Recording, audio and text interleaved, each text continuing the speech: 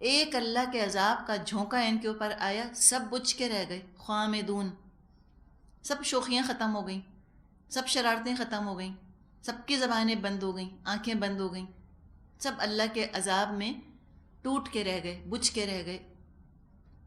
تو اللہ کو ضرورت نہیں کسی کی، اللہ خود کافی ہو جاتا ہے سب سے نمٹنے کے لیے۔ اگر کوئی اللہ کے رسولوں کو جھٹلاتا ہے تو اللہ کے غضب کو بھڑکاتا ہے۔ فرمایا وَمَا يَنظُرُ هَؤُلَاءِ إِلَّا صَيْحَةً وَاحِدَةً مَا لَهَا مِن فَوَاقٍ، یہ لوگ بھی بس ایک دھماکے کے منتظر ہیں جس کے بعد کوئی دوسرا دھماکہ نہ ہوگا۔ یعنی فرمایا کہ یہ جو لوگ ہیں، ہا اولائی سے مراد کون؟ مکے والے، یہ بس ایک چیخ کے منتظر ہیں، ما لہا من فواق، اور وہ چیخ جب آئے گی تو کوئی وقفہ نہ ہوگا پھر اس کے لیے، یعنی وہ عذاب اللہ کا مسلسل مسلسل برستا رہے گا یہاں تک کہ سب کے سب ختم ہو جائیں۔ فواق، فواق ہچکی کو کہتے ہیں، ہکپ کو، یعنی کہ تھوڑا سا وقفہ، اتنا سا وقفہ بھی نہ ملے گا جتنا کہ ہچکی لینے کا وقفہ ہوتا ہے نا، ایک ہکپ کا وقفہ ہوتا ہے، اتنی دیر بھی ان کو مہلت نہ ملے گی، تابڑ توڑ اللہ کا عذاب ان کے اوپر اس طرح برسے گا۔ یعنی ان کو وارن کیا جا رہا ہے، انذار کیا جا رہا ہے کہ دیکھو اس طرح کی تم باتیں نہ کرو، تم ابھی بھی سنبھل جاؤ۔ لیکن کیا کہتے ہیں یہ؟ وَقَالُوا رَبَّنَا عَجِّل لَّنَا قِطَّنَا قَبْلَ يَوْمِ الْحِسَابِ، اور یہ کہتے ہیں اے ہمارے رب یوم حساب سے پہلے ہی ہمارا حصہ ہمیں جلدی سے دے دے۔ کیا دے دے؟ یا تو حساب کتاب ہمارا کر لے تو، یا ہمیں ہمارے اعمال کی جزا دے دے۔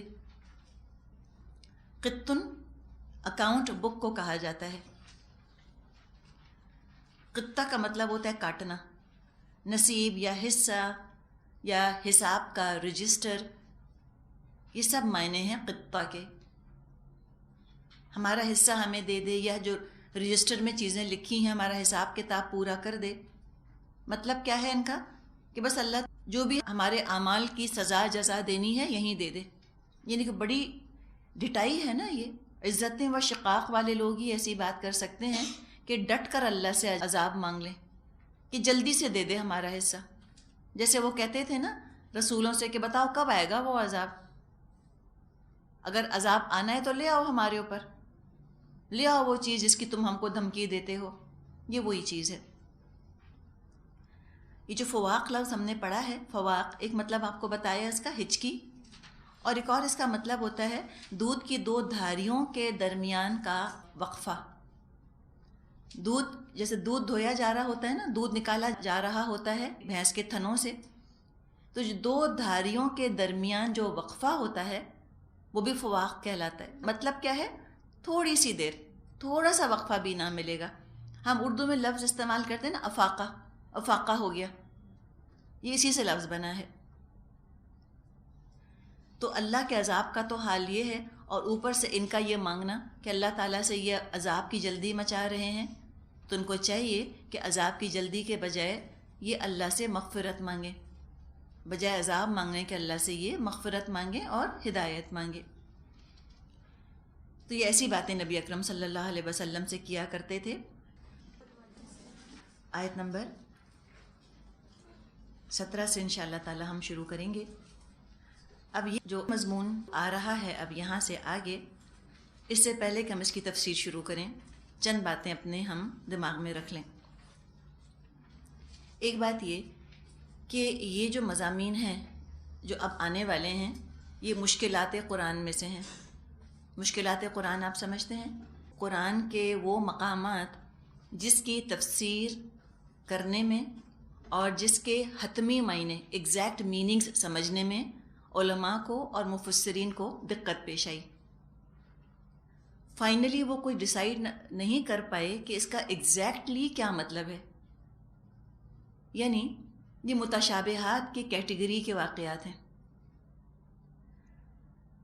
جب ہم یہ واقعات پڑھیں گے، انسانی فطرت میں تجسس چونکہ شامل ہے، تو ہو سکتا ہے دل چاہے کہ اس کی تفصیلات ہمیں پتہ چلنی چاہیے کہ کیا واقعہ ہوا، کیسے ہوا، کیا خطا تھی، کیا غلطی تھی، یہ ہوتا ہے۔ اسلام یہاں بھی ہماری رہنمائی فرماتا ہے اور ہمارا عبرت کا ذہن بناتا ہے۔ جیسے کہ ایک واقعے سے یہ بات ہمارے سامنے آتی ہے، نبی اکرم صلی اللہ علیہ وسلم نے حضرت علی رضی اللہ عنہ سے ایک دفعہ فرمایا کہ عنقریب ایک بڑا فتنہ رونما ہونے والا ہے، ایک بڑا ٹرائل ہے جو کہ آنے والا ہے۔ اب تجسس جو ہے انسان کے اندر، وہ کس طرف لے کے چلتا ہے؟ کیا سوالات ذہن میں آتے ہیں؟ کیسا ہوگا، کہاں سے آئے گا، کون فتنہ پیدا کرے گا، یہ سوالات ہیں نا۔ اب اس میں کیا ہوگا اگر سب چیزوں کے جواب پتہ چل گئے تو بھی مجھے کیا فائدہ؟ صرف تجسس کو تسکین ملی ہے نا، صرف میری کیوریاسٹی ہے وہ سیٹسفائی ہوئی ہے، لیکن میری ذات کو تو کوئی فائدہ ہی نہ ہوا۔ مثال کے طور پہ کوئی ہم سے کہے کہ ایک بہت خوبصورت چیز مل رہی ہے، اب اس میں ہمارا سوال، ہمارا ذہن کس طرف چلے گا؟ مجھے کیسے مل جائے؟ یہ ہونا چاہیے نا، میں کیسے فائدہ لے لوں؟ اب کوئی کہہ رہا ہے آپ سے کہ فلاں جگہ ایک بہت ہی خوبصورت ایک بڑے کام کی چیز مل رہی ہے، ہم کہیں کون بیچ رہا ہے اور کس جگہ پر وہ ہے اور کیا اس کی قیمت ہے اور کس قسم کی وہ چیز ہے، اس کی شکل کیسی ہے، صورت کیسی ہے، ان سب چیزوں پہ ہم چل پڑیں اور وہ آدمی سب بتا کر چلا جائے، بعد میں یہ خیال ہے کہ ہیں یہ تو پوچھا ہی نہیں کہ میں کیسے لوں اس کو۔ تو اپنے فائدے کی تو ہم نے بات نہ کی اور ادھر ادھر کی ساری باتیں کر کے تجسس کو تسکین پہنچا لی، کیوریاسٹی کو سیٹسفائی کر لیا، خود فائدہ نہ اٹھا سکے اپنی ذات کے لیے۔ تو یہ جو واقعات ہیں ان میں تجسس کا تقاضا تو یہ ہے کہ ہم کھود کرید میں پڑھیں، کیا ہوا، کیسے ہوا، آخر کیا بات ہے۔ وہ ایک دلچسپی سی ظاہر کرتا ہے انسان ان میں، اس لیے کہ جیسے اسکینڈل بنانے والی مینٹیلٹی ہوتی ہے نا، سنسنی پھیلانے والی مینٹیلٹی، سینسیشنلزم، ایک اسکینڈلس ایٹیٹیوڈ، کہتے ہیں اچھا یہ تو بڑا اسکینڈلس واقعہ ہے، نعوذ باللہ، تو بتائیں تو کیا ہوا۔ یہ انداز ہم اختیار نہیں کریں گے انشاءاللہ تعالی، بلکہ ہم کیا سوچ لے کے چلیں گے؟ عبرت۔ اس واقعے میں یا ان واقعات میں میرے لیے کیا رہنمائی ہے، میں اپنے لیے اس میں سے کیا فائدہ حاصل کر سکتی ہوں۔ تو اس ذہن کو اگر آپ اپنے سامنے رکھیں گی، اس ذہنیت، اس سوچ کو، تو آپ کو تشنگی کا احساس نہیں ہوگا، نہ آپ کو یہ احساس ہوگا کہ لو اتنی جلدی تفسیر ہو گئی۔ اور جب ہمیں ہمارے سوالات کا جواب نہیں ملتا، ہم کہتے ہیں ہاں ان بتانے والوں کو پتہ ہی نہیں ہوگا کیا قصہ ہے، تو اپنی لا علمی پر پردہ ڈالنے کے لیے کہہ رہے ہیں کہ ہم تفسیر نہیں کرتے اس کی۔ چلیں یہی سمجھ لیں، نہ علم ہے اور نہ ضرورت ہے اس علم کی، وہ فائدہ مند علم نہیں۔ جو فائدہ مند چیز ہے اس کو ہم حاصل کریں گے انشاءاللہ تعالی۔ اب اس میں جو چیز ہے سب سے پہلے وہ یہ ہے کہ ایک غلط فہمی کا ازالہ کیا جائے گا، اور وہ غلط فہمی یہ ہے انسان کو کہ جو دنیا میں بے بس ہوتے ہیں، مجبور ہوتے ہیں، ڈاؤن ٹراڈن غریب ہوتے ہیں، ہیوملٹی اختیار کرنا، عاجزی اختیار کرنا ان کے لیے بڑا آسان ہے۔ اپنا قصور مان لینا، معافی مانگ لینا، جھک جانا، ان کو تو بیچاروں کو عادت ہی ہے، یہ تو غریبوں کا کام ہے، یہ تو غریبوں کا ایٹیٹیوڈ ہے، ہیو ناٹس کا۔ جو امیر ہیں، پیسے والے ہیں، شان والے ہیں، دولت والے ہیں، اقتدار اور کسی سوشل پوزیشن کے حامل جو لوگ ہیں، ان کو تو یہ عادت نہیں ہوتی، ان میں ہیوملٹی نہیں ہوتی، عاجزی نہیں ہوتی، وہ غلطی کر ہی نہیں سکتے، تو ماننے کا پھر کیا سوال، پھر سوری کہنے کا کیا سوال۔ اور کوئی بادشاہ ہو اور ساتھ ساتھ نبی بھی ہو، ہم کہتے ہیں لو پھر تو وہ کبھی نہیں خطا کر سکتے، ناممکن ہے۔ لہٰذا جب ہم یہ سوچ لیتے ہیں کہ ان سے تو خطا کبھی ہو ہی نہیں سکتی تھی نبیوں سے، تو ایک طرح کا ہم ان کو ہر کمزوری سے پاک کر دیتے ہیں نا، اور یہ ہر کمزوری، ہر عیب سے پاک ہونا یہ تو اللہ کی صفت ہے، صرف ہم کہتے ہیں سبحان اللہ، پاکی اللہ کی۔ باقی کوئی شخص کتنا بھی بلند درجہ رکھتا ہو، اس کو نبوت بھی اللہ نے دے دی ہو، لیکن بہرحال انسان ہوتا ہے، اسے خطا کا امکان ہے، اس سے غلطی ہو سکتی ہے۔ جان بوجھ کے غلطی نہیں کرتے انبیاء، لیکن خطا ان سے ہو سکتی ہے۔ جب ہم ان کو انسانوں کی سطح پر رکھیں گے، اب ہمارے لیے وہ رول ماڈل بنیں گے، اسوہ بنیں گے، نمونہ بنیں گے۔ انسان حوصلہ پکڑتا ہے کہ اتنا علم ان کے پاس تھا، اتنے متقی تھے، لیکن کہیں نہ کہیں سے شیطان وار کر ہی بیٹھتا ہے، کہیں نہ کہیں قدم ذرا سا ڈگمگا ہی جاتا ہے۔ تو اگر ہم سے بھی غلطی کبھی ہو گئی، خطا ہم سے ہو گئی، تو ہم بھی وہی روش اختیار کریں جو اللہ کے نبیوں نے، اللہ کے رسولوں نے جو طریقہ، جو روش اختیار کی تھی، تاکہ اللہ ہمیں معاف کر دے، ہمیں بخش دے۔ ہاں، فرق کہاں پر ہے؟ فرق ہے ڈگمگانے میں اور گر پڑنے میں۔ انبیاء جو ہوتے ہیں ان سے ذرا سی لغزش ہوتی ہے، ذرا سی کوتاہی ہوتی ہے، بس ذرا سا وہ ڈگمگاتے ہیں، ذرا سا بس وہ ڈس بیلنس ہو رہے ہوتے ہیں، اللہ تھام لیتا ہے۔ اس لیے کہ انبیاء کو اسپیشل امیونٹی حاصل ہوا کرتی تھی اللہ کی طرف سے، وہ گناہ میں پڑ نہیں جاتے تھے، نعوذ باللہ۔ بس ذرا سا اندیشہ ہی ہوتا تھا، ذرا سا ڈگمگاتے تھے، ڈس بیلنس ہو رہے ہوتے تھے، اللہ پکڑ لیتا تھا۔ عام انسانوں کا کیا ہے کہ ہم ڈگمگا کر گر بھی جاتے ہیں، ہم گر بھی پڑتے ہیں، ہم گناہ کر بھی بیٹھتے ہیں، جان بوجھ کر بھی، جانتے ہوئے بھی ہم سے گناہ ہو جاتا ہے، تو تب بھی کوئی بات نہیں، تب بھی انسان وہی رویہ اختیار کرے جو رسولوں نے اختیار کیا تھا۔ رسولوں کو تو، نبیوں کو تو اللہ تعالیٰ نے بہترین نمونہ ہمارے لیے بنایا ہے۔ اگر اس طرح ان سے خطائیں نہ ہوتیں تو استغفار کا تو ہمیں پتہ بھی نہ چلتا۔ آخر اللہ نے جو استغفار کا دروازہ کھلا رکھا ہے، وہ انبیاء کے ذریعے ہی تو ہمیں بات پتہ چلی ہے کہ غلطی ہو جائے، کوتاہی ہو جائے تو کیسے رجوع کرنا چاہیے، کیسے اللہ کی طرف لوٹنا چاہیے اور پلٹنا چاہیے۔ ورنہ اس طرح اگر بالکل ہی ایک روبوٹ جیسی کوئی ہستی بھیجنی ہوتی تو ہو سکتا ہے اللہ تعالیٰ فرشتے بھیج دیتا رسول بنا کر، ان سے تو کبھی خطا ہوتی ہی نہیں، غلطی ہوتی ہی نہیں۔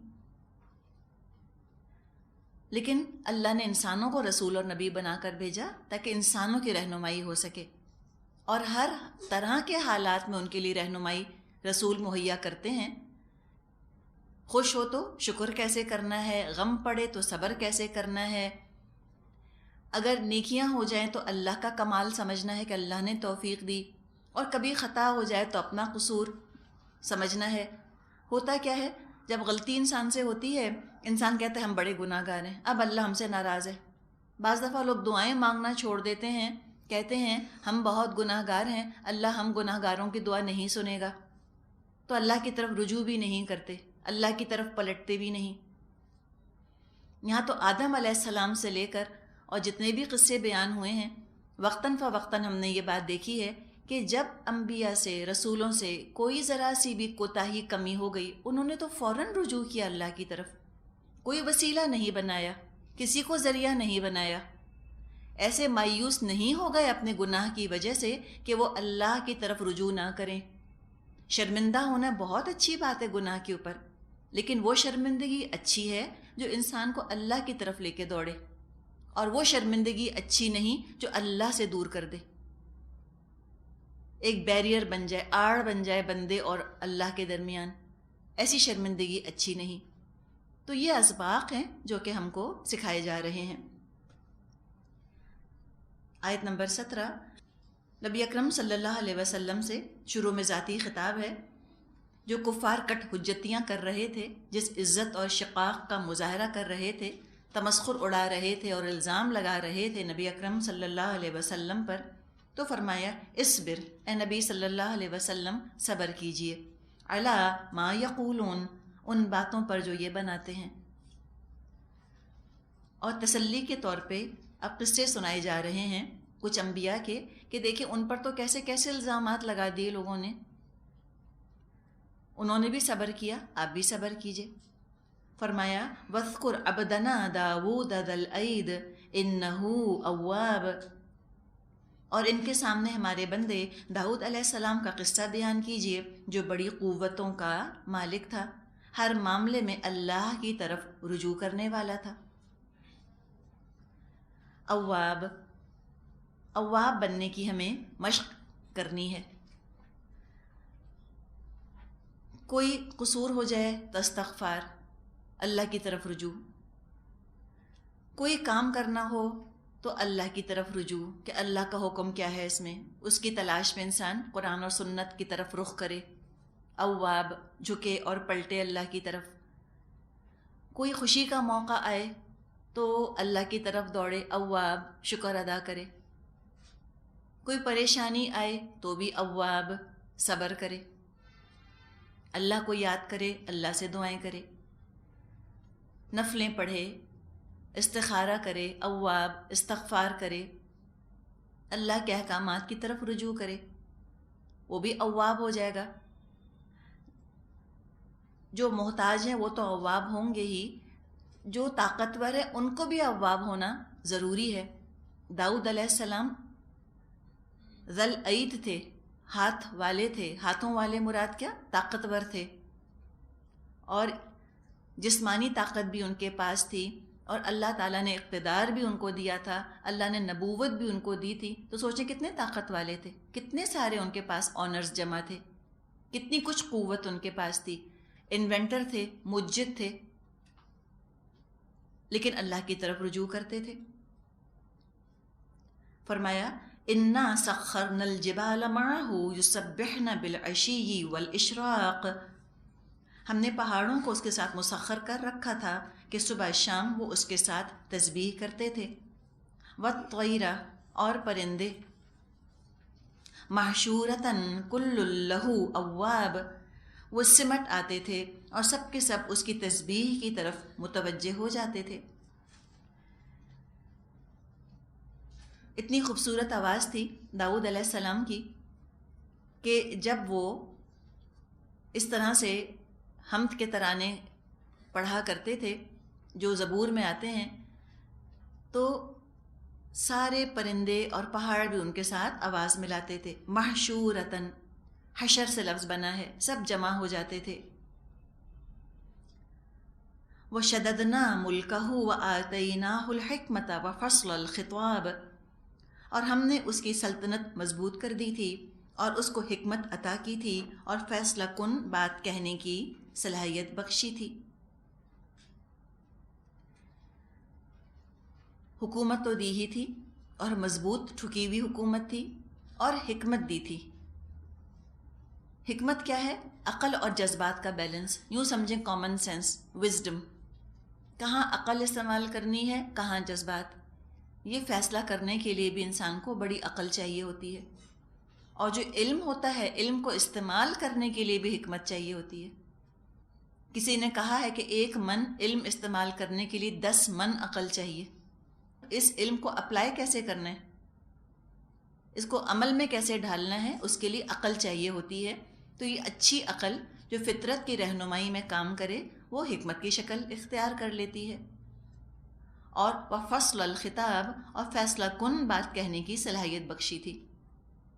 यानी जो बात करते थे, जो बयान करते थे, उसमें कोई एम्बिग्विटी नहीं होती थी, उलझी हुई गुफ्तगू नहीं होती थी, पेचो खम खाती हुई बातें नहीं होती थीं कि या तो अधूरी सी बात है कि समझ में ही नहीं आ रही, या अल्फाज इतने भारी और मुश्किल के लोग उसको सुन तो रहे हैं लेकिन समझ नहीं पा रहे। तो ऐसी लायानी बातें भी नहीं होती थीं कि लोग बेजार होने लग जाएं, इतनी मुश्किल बातें भी नहीं होती थीं कि समझ में ही ना आए, बल्कि इंतहाई मुनासिब बात जो दो टोक खुल कर बात जुदा जुदा कर दिया करती थी, हक़ और बातिल को वजाहत के साथ बात किया करते थे। बड़ा क्लियर उनका जजमेंट हुआ करता था। अब हुआ क्या? फरमाया वहल अता का नबाउल खस्म इज़ तसव्वरुल मिहराब, फिर तुम्हें कुछ खबर पहुंची है उन मुकदमे वालों की जो दीवार चढ़कर उसके बाला खाने में घुस आए थे। सूर दीवार को कहते हैं। तसव्वरु का मतलब होता है दीवार पर चढ़ना। मेहराब ये जो कमरे हुआ करते थे जिसमें के लोग बैठकर इबादत किया करते थे, ये पहले भी हम मेहराब के ऊपर बात कर चुके हैं।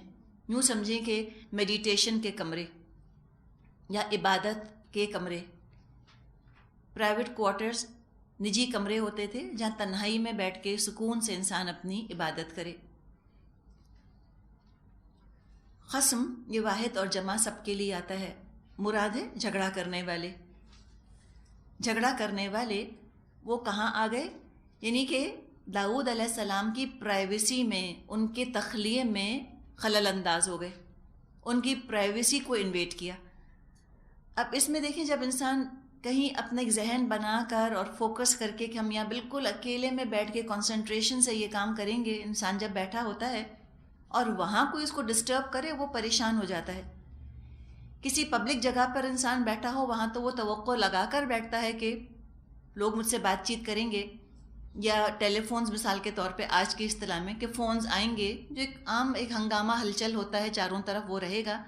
لیکن جب انسان تخلیہ چاہتا ہے کہ میں تنہائی میں کہیں جا کر بیٹھ رہا ہوں، کسی خاص کام پر میں اپنی توجہ کو مرکوز کر رہا ہوں، اور وہاں پہ اگر کوئی اس کو آ کر ڈسٹرب کرے، مداخلت کرے، تو انسان کے اعصاب جھنجھنا جاتے ہیں۔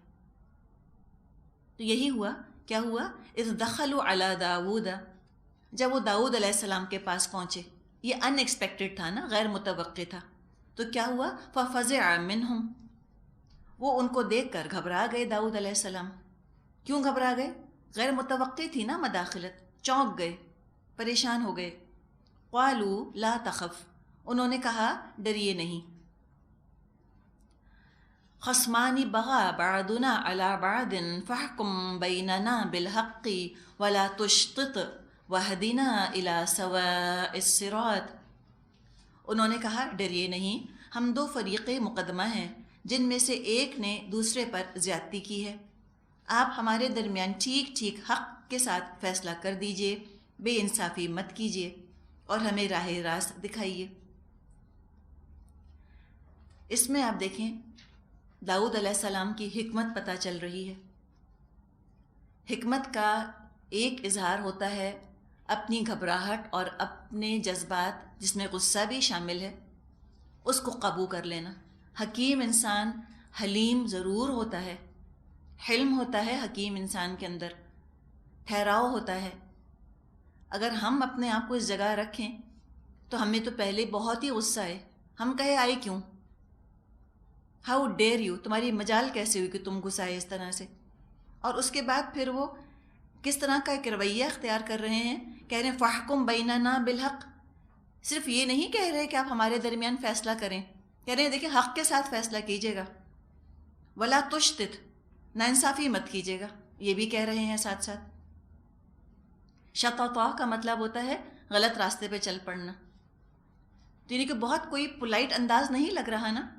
یہ سن کر کسی کو غصہ آ سکتا تھا، اگر کسی شخص کے اندر حلم نہ ہوتا، حکمت نہ ہوتی، اس کو تو یہیں پر غصہ آ جائے کہ کیا مطلب تمہارا، ایک تو بے وقت تم نے مداخلت کی ہے، اوپر سے اس طرح تم روب کے ساتھ بات کر رہے ہو، جاؤ میں نہیں بات سنتا تمہاری۔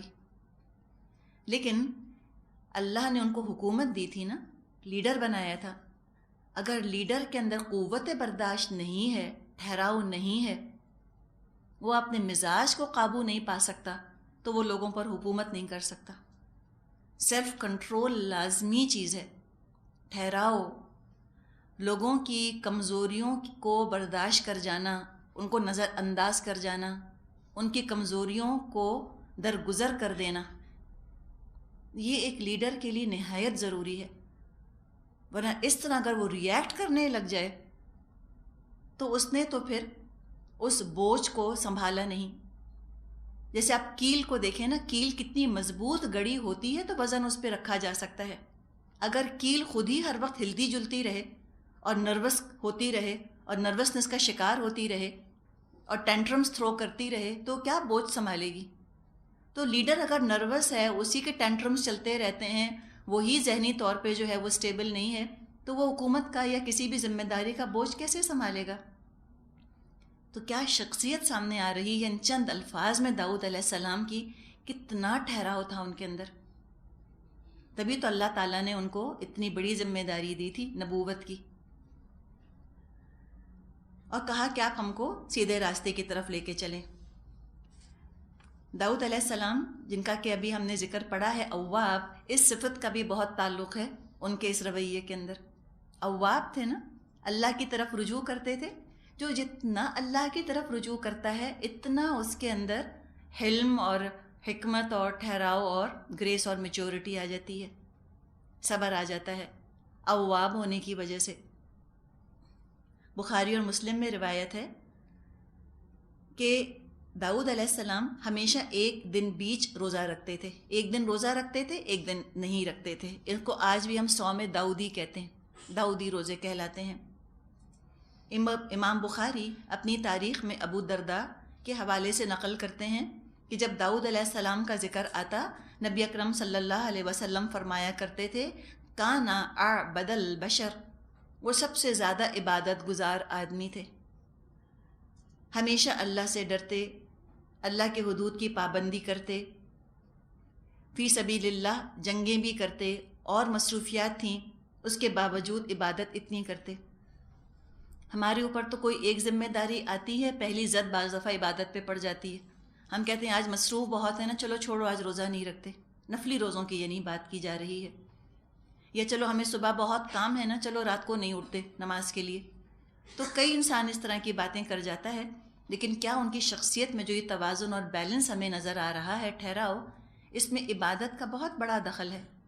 نفس کو ایسے ضبط کر لیا تھا، قابو میں کر لیا تھا انہوں نے، ایسے نفس کو انہوں نے اپنا ڈسپلن کر لیا تھا کہ پھر وہ ان ان ایکسپیکٹڈ حالات میں، غیر متوقع حالات میں وہ اپنے اوپر قابو پا لیا کرتے تھے. اصل انسان کی شخصیت کا پتہ ہی اس وقت چلتا ہے جب غیر متوقع حالات سے اس کو سابقہ پیش آئے. ورنہ کسی چیز کی توقع ہم کر رہے ہوتے ہیں تو ہم اپنے آپ کو پہلے ہی سنبھال لیتے ہیں نا ذہنی طور پہ کہ اچھا اب یہ ہونے والا ہے تو میں یوں سنبھل جاؤں گا. غیر متوقع طور پہ تو اصل شخصیت سامنے آ جاتی ہے. اصل میں جو شخصیت ہوتی ہے وہ ایک دم سامنے آتی، جو ان پریپیئرڈ چیز ہوتی ہے نا، جو اصلیت ہوتی ہے انسان کی، وہ ایک دم سامنے آ جاتی ہے.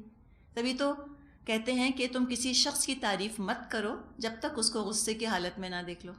اس سے کوئی ونیئر نہیں ہوتا نا اس کے اوپر، اصلیت نظر آ جاتی ہے، پردہ نہیں ڈال سکتا انسان. تو آپ کے خیال میں داؤد علیہ السلام کو اس وقت یہ برا لگا ہوگا؟ فَفَزِعَ مِنْهُمْ آیا ہے نا، کیا ہو سکتا ہے ان کو غصہ آیا ہو؟ لیکن دیکھیں کیسے انہوں نے قابو پایا، اور کیسے ان لوگوں کی جو ایک طرح کی روڈنس سی محسوس ہو رہی ہے اس پر بھی انہوں نے بالکل برا نہ مانا. یعنی کوئی تکبر نہیں تھا کہ میں اتنا بڑا بادشاہ ہوں، منہ سنبھال کے بات کرو مجھ سے، تم نے سمجھا کیا ہے، پتہ نہیں تمہیں تم کس سے بات کر رہے ہو، تم جانتے نہیں میں کون ہوں. یہ طریقہ ہوتا ہے، تم کو پتہ نہیں کہ میں کون ہوں. متکبر لوگ تو اس طرح بات کرتے ہیں نا، لیکن نہیں، ساری باتیں سن لی، ان کی کمزوریوں کو درگزر کیا. اب انہوں نے اپنا مقدمہ پیش کیا، کہنے لگے ان ھذا اخی، یہ میرا بھائی ہے، لہ 99 نعجۃ، اس کے پاس 99 بھیڑیں ہیں، ولی نعجۃ واحدہ، اور میرے پاس صرف ایک ہی بھیڑ ہے، ایک ہی دمبی ہے. فقال اکفلنیھا وعزنی فی الخطاب، اس نے مجھ سے کہا یہ ایک بھیڑ بھی میرے حوالے کر دے، اور اس نے گفتگو میں مجھ کو دبا لیا. اکفلنی، کاف فا لام مادہ ہے، کفیل بھی ہم کہتے ہیں کہ اس کی کفالت بھی میرے سپرد کر دے، مطلب یہ ہے کہ مجھ کو دے دے. وَعَزَّنِي فِي الْخِطَابِ، اور گفتگو میں مجھ کو دبا لیا. یعنی یہ بات کرنے میں، بولنے میں بڑا فصیح ہے، ایسی لچھے دار باتیں کی، ایسی اس نے کنونسنگ گفتگو کی، مجھے قائل کر لیا. ایک مطلب یہ بھی ہو سکتا ہے عزنی فی الخطاب کا.